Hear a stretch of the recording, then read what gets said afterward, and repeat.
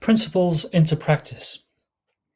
In order to challenge the negativity often associated with risk, the first task is to establish a clear set of principles. These should form a foundation for guiding and supporting our thinking. These should help us to review our own risk mindset and inform how we work with risk in practice. Confidence in our decision making can be derived from understanding that our practice is underpinned by consistent principles as well as by our personal values. But I'll start off with a quote again. Groucho Marx. You're all aware of who he is, and he once said, "These are my principles, and if you don't like them, well, I have others." And no, I'm not very good at imitating Groucho Marx. I don't even have his moustache either, but I'm sure you know who he is. It's all about the comedy with Groucho, so yes, do see the comedic value in this statement, but do not take that sentence literally. It is a good one for reminding us, as you'll see further down the slide, that principles are vitally important to guide us. As long as we're clear and consistent in the principles that we adhere to. And preferably if you're working in an organization or you're managing an organization, it's just as important to try to establish some consistency from the policy through to the practice. That the principles that are stated in a policy really do connect with and reflect the principles held by people who are delivering the practice, delivering the business, the service, whatever field you actually work in. And I'll remind you that good practice is actually built primarily on being vigilant, being persistent, and above all else, this consistency of being clear on how we're adhering to our principles. So I'm going to give you 10 principles, and we'll run through these fairly quickly. But again, I want you to reflect on the messages in each of these principles and how they relate to you as a person and the work that you do. Principle number 1, risk is dynamic. It is constantly changing in response to new information or altered circumstances. Constantly changing. Here we challenge again this idea of the bureaucratic administrative approach. The approach that turns, if I'm here in my health or social care hat, that turns practitioners into administrators. The danger in filling in the risk assessments is that we focus on the electronic or the paper version, and ultimately that is a very static statement of events. Whereas you'll be aware that in reality risk changes minute by minute, hour by hour, day by day. And it's important that in our own reflections that we identify those changes, respond to those changes. So we're thinking dynamically in parallel to the information that emerges. Principle number 2, risk can never be entirely eliminated, but it can be assessed and minimized. You cannot give a guarantee 100% that a particular risk is not going to go wrong. We can never ever give that guarantee. We can be vigilant, we can focus, we can work, we can assess, we can analyze. But the best we can do is say we're going to minimize the risks and be constantly alert to catch things early if they're going wrong. What we can't promise is to eliminate risks. Principle number 3. Assessment will be enhanced if you're able to access several sources of information. Okay, the more people you can draw in, the more pieces of the jigsaw you can bring in. And that's an analogy I use a lot around all of this working with risk. The pieces of the jigsaw. I'll keep coming back to that one, I'm sure. But it is about drawing people in that may hold different parts of that picture. There's an important message on the second half of this statement. Frequently, you'll be working with incomplete and possibly even inaccurate information. You won't know it's inaccurate until future sources of information come to prove that what you're working with was inaccurate. But you still have to work with what you've got. And I'll pick that one up in Module 2 as well, because it's a vitally important message when we're making judgments based on our assessment, that we should put alongside that statement another one that makes clear what was available to us when we made that assessment.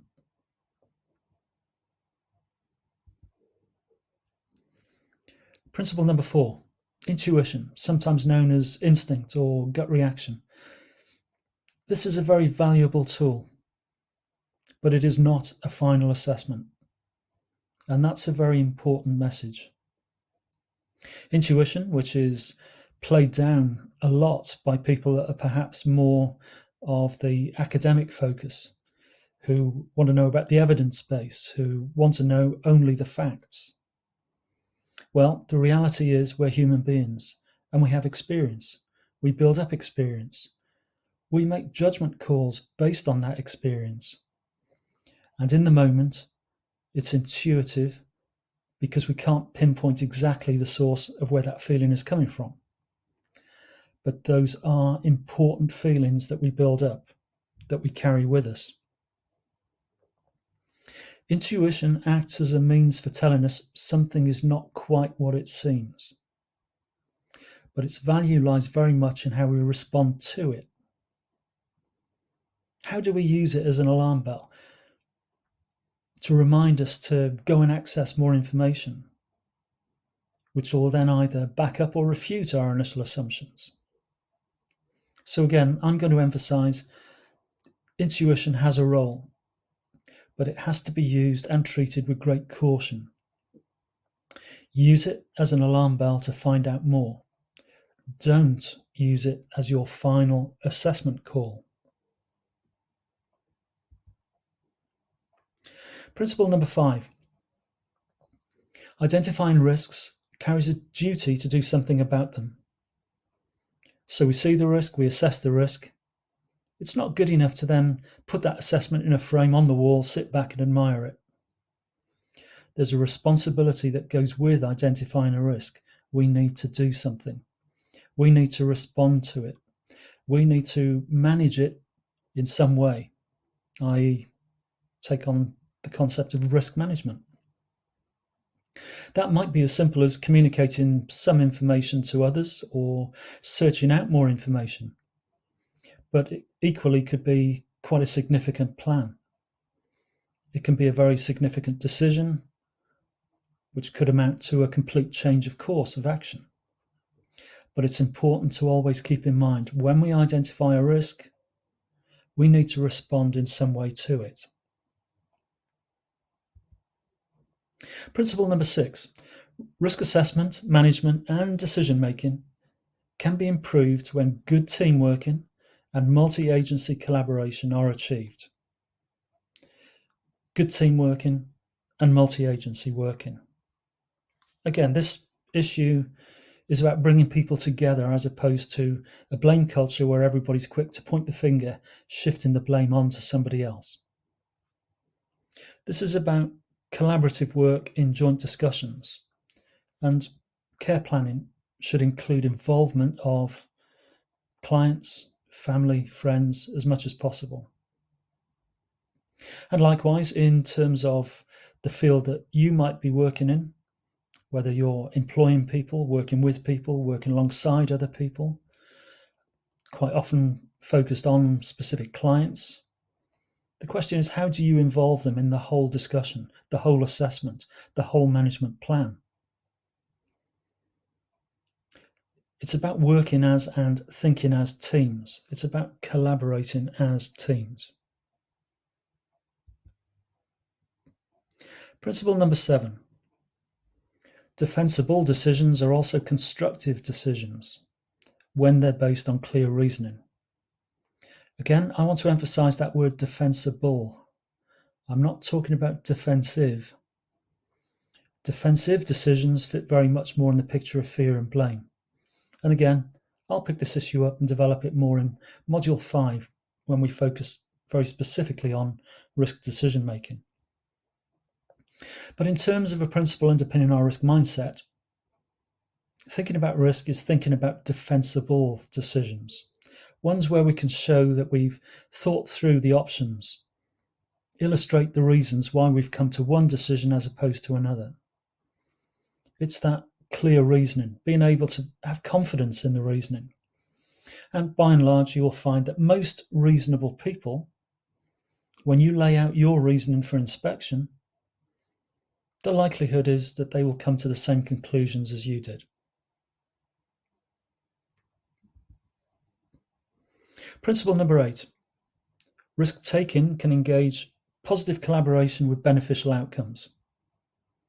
So the idea of taking risks, the thoughts about taking risks. If you go back to, or think back to that picture I showed you early on, the person on the surfboard, we'd all like to be there, but we can't all be there on the surfboard together. That doesn't work. But this idea of getting out there and surfing the wave, it actually does draw other people in. It's contagious in a way, the positivity that it could possibly generate. People want to get on that bandwagon. They want to get involved. This feels good. So the principle about really thinking of risk-taking as being something that can be positive, that draws people in, the kind of people who want to react and work together in a constructive way, particularly helping to shape the why. It's about that articulation of the outcomes that can be achieved. That's what the positive message is throughout all of this training. Principle number 9, confidentiality is a right, but it may be breached in exceptional circumstances when people are deemed to be at serious risk of harm. Confidentiality is vitally important. Again, if we're talking about the field of work that you're in, say for example health, social care, you don't want to be somebody that is going to be known as a foghorn, someone who will just blurt out information about anybody else to whoever else is passing. Likewise, in your own personal life, you don't want to get known by those that have taken you in, trusted you, taken you into that confidence, if you're then seen as the one that will spill the beans to anybody and everybody else. So confidentiality is a vitally important element, particularly when we talk about risk. But it's an important element of who we are and the communications that we hold. The message here is about being aware that there are exceptional circumstances when we will need to break that confidentiality.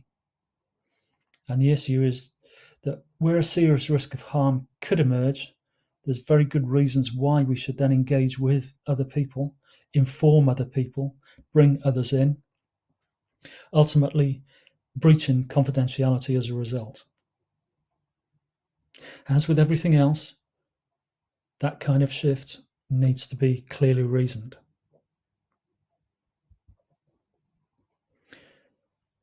And the last of the principles, number 10, is about the wider organisation. Organisation management will work to minimise the experiences of a blame culture. That's important.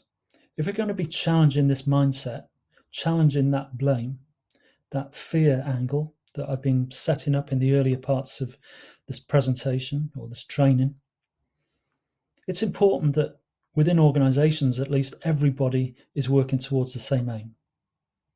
So it's important that the culture of management in an organisation minimises the sense for its frontline workers that if you step out of line, you're going to get blamed.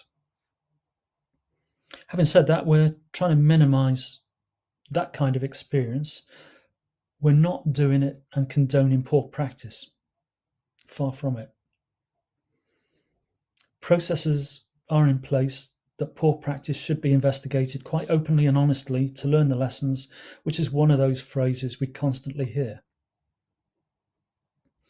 Only in the very rare, very extreme cases further down the track, when there's been clear negligence, it's then becoming an issue to be thinking of some of those more negative consequences of the blame culture, dealing with the person appropriately at that stage. It's no help to anybody jumping to conclusions about blame, jumping to conclusions to allocate accountability right at the very beginning once something's gone wrong. That's not necessarily going to be the best way of learning any lessons, other than how we all withdraw into ourselves and pull up the drawbridge, how we all concoct stories to cover our back, which doesn't help to really sort out, deal with, and learn from situations when they have gone wrong. There's another element to this statement here as well. It's also about being sensitive to the experiences where people have become victims. So, in instances where somebody has died, that will have a significant effect on you, the staff member that might be working with them, on other clients or patients or people that have been close to them, certainly of family and friends who have known the deceased person most or all of their life. So we're not minimizing the blame culture through being insensitive to their experiences. So that's a challenge for organizations, the management of organizations, to really support and encourage an overall shift in mindset, an organizational shift in mindset, as well as helping individuals to shift their mindset through the change of experience. So those are my series of principles. And if you want to take a break now, I'll ask you to look back on those principles and again, think about each of those in relation to who you are, the position you're in, and the work that you do. And perhaps make some of your own notes to capture your reflections on the training through this particular section.